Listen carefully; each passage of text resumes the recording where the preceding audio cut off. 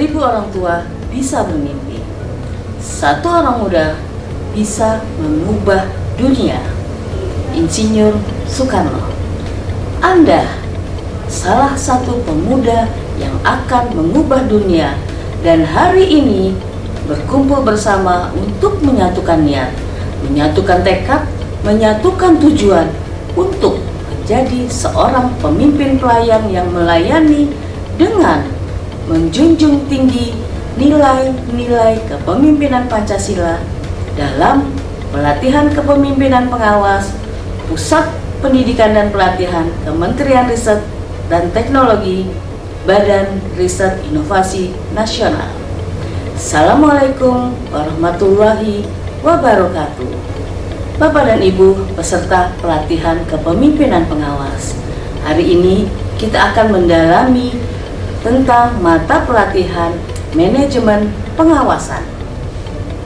Di dalam mata pelatihan, kompetensi yang ingin dibangun adalah Bapak dan Ibu mampu memahami konsepsi tentang manajemen pengawasan dan substansi pengawasan dalam kebijakan sistem pengendalian intern pemerintah, atau kita lebih mengenalnya dengan singkatan SPIP, serta mampu menerapkannya dalam pelaksanaan tugas dan fungsi untuk mencegah maladministrasi atau penyalahgunaan wewenang, penyalahgunaan kesalahan di dalam melaksanakan tugas dan fungsi Bapak dan Ibu sebagai penyelenggara pemerintahan.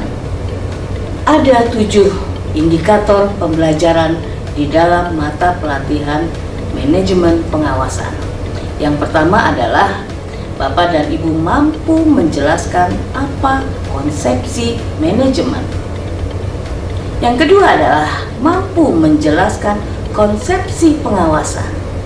Dan yang ketiga adalah mampu menjelaskan dan menerapkan konsepsi manajemen pengawasan. Yang keempat adalah menjelaskan sistem pengendalian intern pemerintah sebagai salah satu implementasi manajemen pengawasan. Yang kelima adalah menjelaskan tentang aparat pengawas internal pemerintah atau APIP. Dan yang keenam adalah melakukan pemantauan hasil pengawasan. Yang ketujuh adalah melakukan pembinaan dan pengawasan penyelenggaraan pemerintahan. Bapak dan Ibu, pada materi pokok pertama tentang konsep pengawasan, nanti Bapak dan Ibu akan mendalami dan memahami tentang apa yang dimaksud dengan pengertian manajemen, apa unsur-unsur manajemen, apa fungsi manajemen, dan apa prinsip manajemen. Materi pokok yang kedua adalah konsepsi pengawasan. Nanti Bapak dan Ibu juga memperoleh bagaimana tahapan pengawasan, jenis pengawasannya, lalu bagaimana asas-asas pengawasannya, dan bagaimana pengertian dan tujuan pengawasan. Materi pokok yang ketiga tentang konsepsi manajemen pengawasan.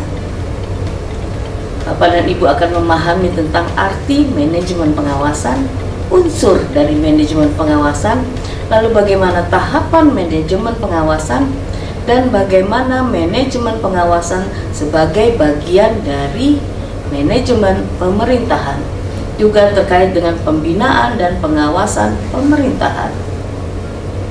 Materi pokok yang keempat adalah sistem pengendalian intern pemerintah atau SPIP.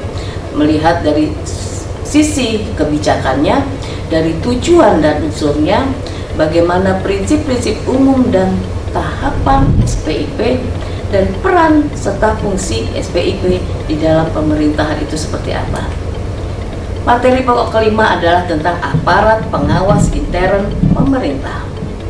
Juga melihat kebijakan tentang APIP, bagaimana cakupan pengawasannya APIP, bagaimana perkembangan paradigma peran dan tugas APIP. Lalu materi pokok yang keenam adalah pemantauan hasil pengawasan.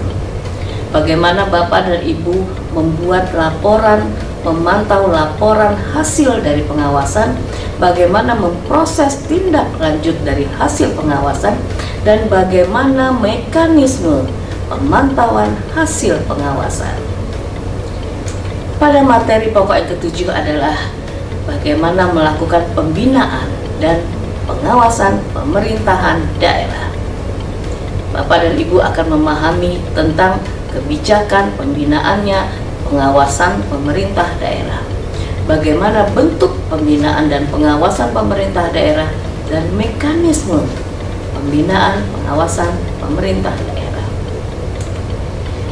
Manajemen pengawasan sebagai bagian dalam agenda pengendalian pekerjaan pada pelatihan kepemimpinan pengawas merupakan salah satu mata pelatihan yang akan membahas tentang konsepsi manajemen pengawasan, mulai dari bahasan teori dan konsep serta kebijakan-kebijakan yang menjadi landasan hukumnya, sampai dengan bagaimana melakukan pengelolaan pengawasan, baik sebagai fungsi yang melekat pada pimpinan maupun pengawasan sebagai fungsi dalam sebuah proses manajemen pada instansi pemerintah baik pusat maupun daerah. Berdasarkan pasal 15 ayat 2 Undang-Undang Nomor 5 Tahun 2014 tentang aparatur sipil negara dan pasal 51 ayat 2 Peraturan Pemerintah Nomor 11 Tahun 2017 tentang manajemen pegawai negeri sipil, dinyatakan bahwa pejabat pengawas memiliki tanggung jawab untuk mengendalikan pelayanan kegiatan yang dilakukan oleh pejabat pelaksana.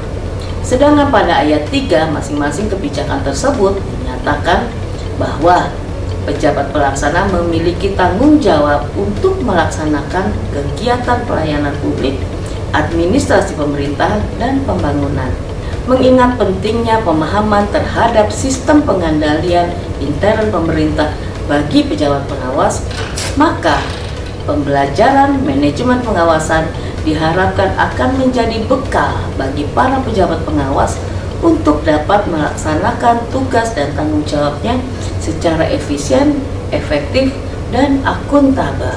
Raih kesempatan ini bersama saya Siti Aminah, Widyaswara Pusdiklat Kementerian Riset dan Teknologi, Badan Riset Inovasi Nasional, melalui Learning Management System Pelatihan Kepemimpinan Pengawas. Wassalamualaikum warahmatullahi wabarakatuh.